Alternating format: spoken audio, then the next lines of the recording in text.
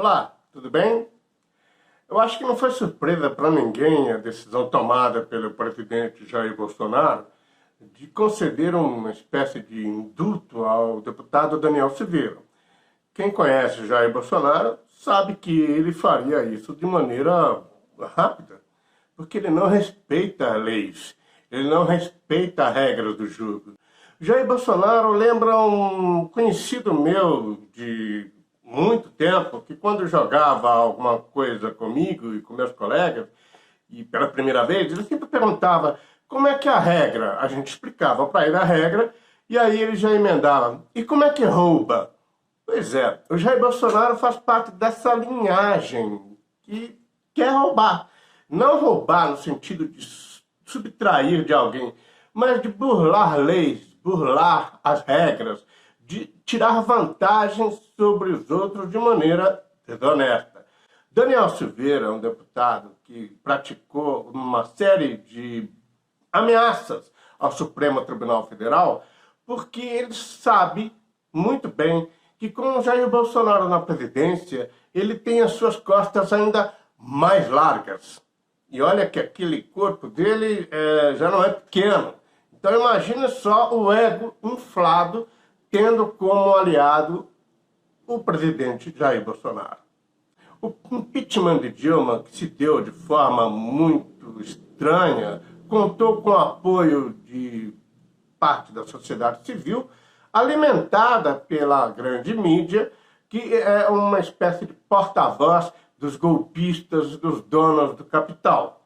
A Globo, Revista Veja, o Estado de São Paulo, Jornal Folha de São Paulo, entre outros, praticaram ao longo dos últimos 10 anos, ininterruptamente, uma campanha muito forte, intensa contra o PT, contra Lula, contra Dilma. A sociedade que consome esse tipo de noticiário passou a acreditar que essas mentiras eram verdades. Deu no que deu. O PT saiu do poder já tem 6 anos, o país passou a ser controlado por um grupo de políticos da velha oligarquia que sempre quis manter o seu status quo, ou seja, não quer que mude nada. E o PT mudou muita coisa, lembra disso? Bolsonaro sabe que não vai ganhar as eleições. Lula está com uma vantagem muito grande agora, em abril de 2022, apesar de alguns órgãos de imprensa tentarem dizer o contrário, que o Lula está com uma crise dentro do PT, que o Jair Bolsonaro está começando a subir, mas as pesquisas mais sérias mostram que o patamar de Jair Bolsonaro não ultrapassa 28%, e de Lula não cai abaixo de 41%. Ora, se para ganhar no primeiro turno basta ter a soma de todos os adversários mais um, Lula está com uma grande chance de ganhar essas eleições logo no primeiro turno. E aqui a gente tem que repetir sempre: vote em candidatos a deputado, senador e governador que estejam alinhados com o presidente Lula. Porque nós temos que dar ao presidente Lula condições para ele governar.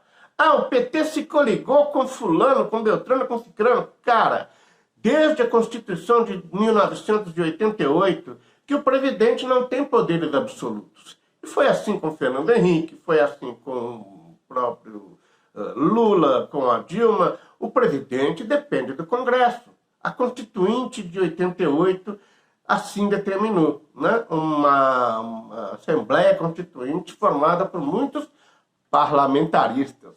Sacaram? A ideia já era preparar o terreno para o parlamentarismo. Conforme o plebiscito que ocorreu, escolheu presidencialismo, ficou esse tipo de Frankenstein, cabeça de um, corpo de outro. Lula já governou desse jeito e deu muito certo. E a Dilma vinha governando no seu primeiro mandato desse jeito, também estava dando certo. Tanto é que ela foi reeleita.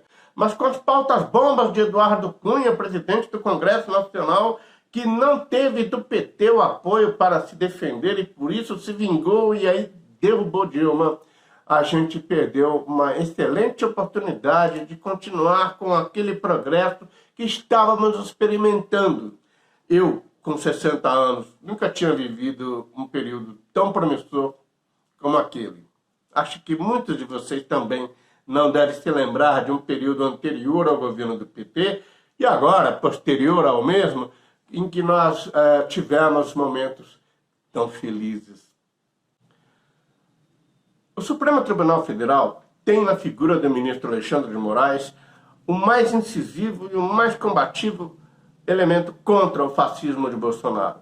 Mas não vamos nos iludir. Alexandre de Moraes tem sua origem tucana. Aqui em São Paulo, ele foi secretário da Segurança Pública do governo Alckmin. Posteriormente, ele passou a ser ministro da Justiça do golpista Michel Temer. E aí passou a ser ministro do Supremo Tribunal Federal.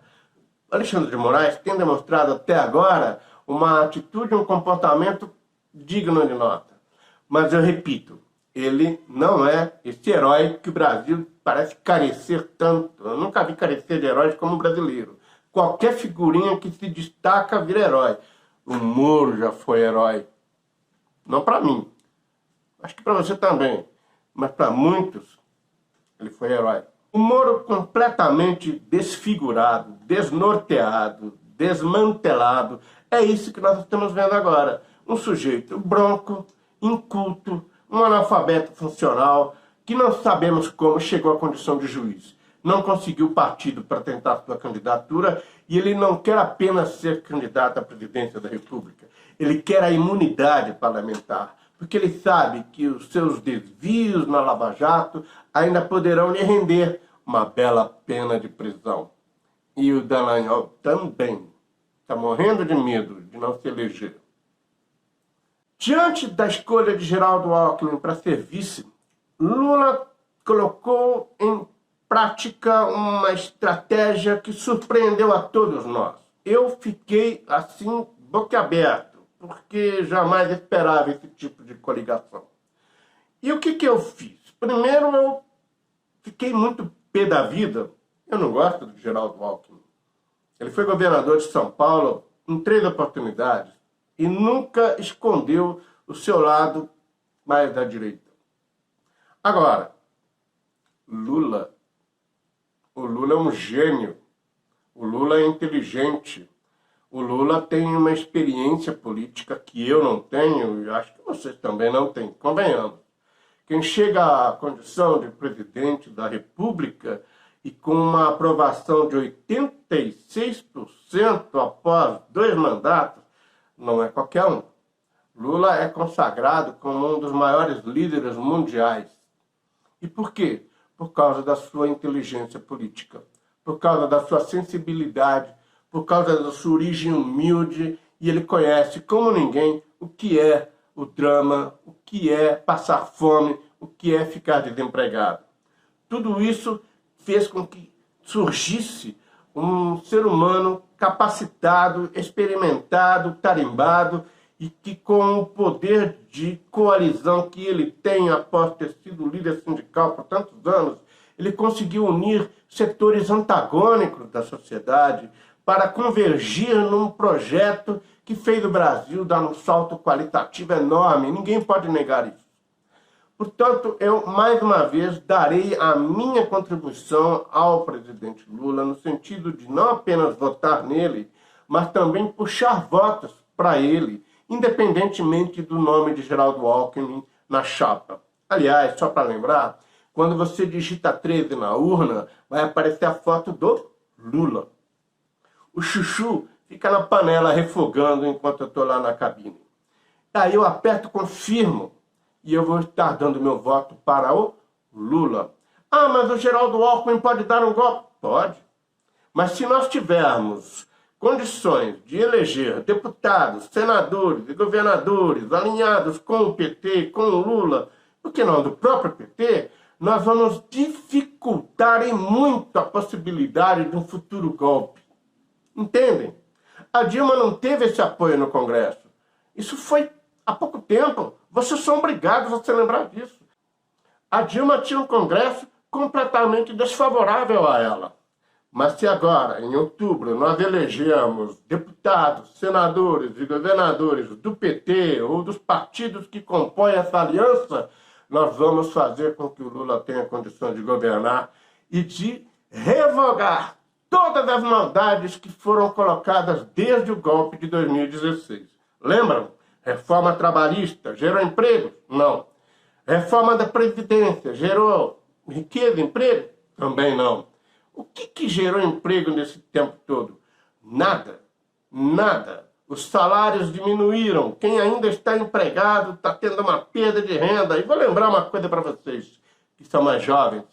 Na década de 70, 80 e 90, quando nós convivíamos com a inflação, nós tínhamos reajustes automáticos de salários de 6 em 6 meses, nós da iniciativa privada. O setor público eu não conheço, não sei como que é. Mas era automático. De maio e novembro, lembro até os meses, nós tínhamos um reajuste que era uma reposição das perdas inflacionárias. Não era um aumento de salário, ok? Era uma diminuição do prejuízo. Hoje, nem isso tem mais. Então, quem está convivendo com a inflação, mesmo empregado, está sofrendo com os aumentos constantes diários dos preços dos produtos, de alimentos, de mantimentos em geral, energia, combustíveis, enfim. A inflação agora está causando muito mais mal do que na época em que nós vivemos nos anos 80 e 90, por conta dessa questão do reajuste automático de salário a cada 6 meses. Não sabiam disso? Puxa vida, né? Eu avisei. Que bem, vamos parar de atacar a chapa Lula e Alckmin, tá ok?